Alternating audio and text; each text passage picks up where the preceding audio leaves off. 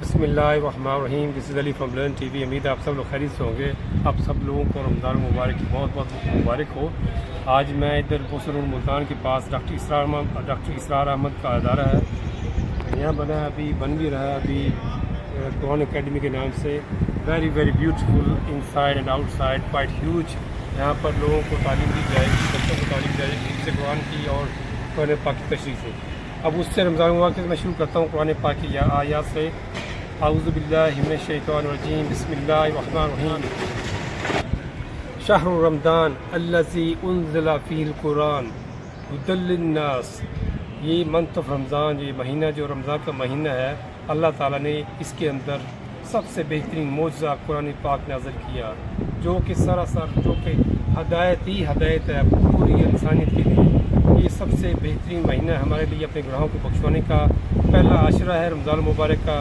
میری آپ سب لوگوں سے درخواست ہے, سب ملک پاکستان کے لیے, پوری دنیا کی مسلمانوں کے لیے دعا کریں, تاکہ جو اب مسلمانوں پر اس وقت آفات نازل ہوئی ہیں, عذاب نازل ہوا ہے, حالات بہت کشیدہ ہیں, خراب ہے, وہ ٹھیک ہوں. ہمیں اب مخلص حکمران ملے جو ملک پاکستان کے لیے اچھے ہوں, مسلمانوں کے لیے اچھے ہوں, ان کے لیے اچھا سوچیں, پاکستان کے لیے اچھا سوچیں. جہاں جہاں پر مسلمان بس رہے ہیں ان سب کو میری طرف سے رمضان المبارک کا مہینہ بہت مبارک ہو.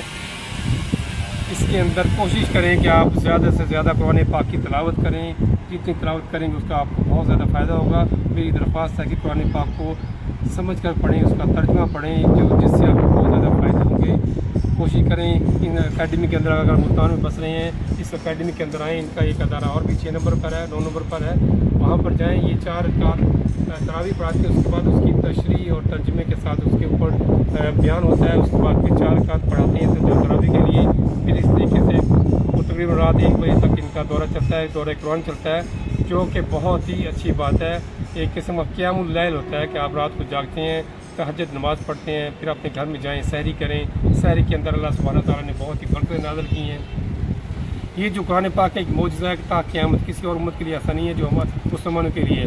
اس کے بعد جو سحری کی برکات ہے, حضرت صلی اللہ علیہ وسلم نے بتایا کہ جو سحری کھائے گا اس کے بہت ہی برکات ہیں. کوشش کریں سحری کے لیے اٹھیں, سحری کھائیں, اس کی برکتیں بھی سمیٹیں.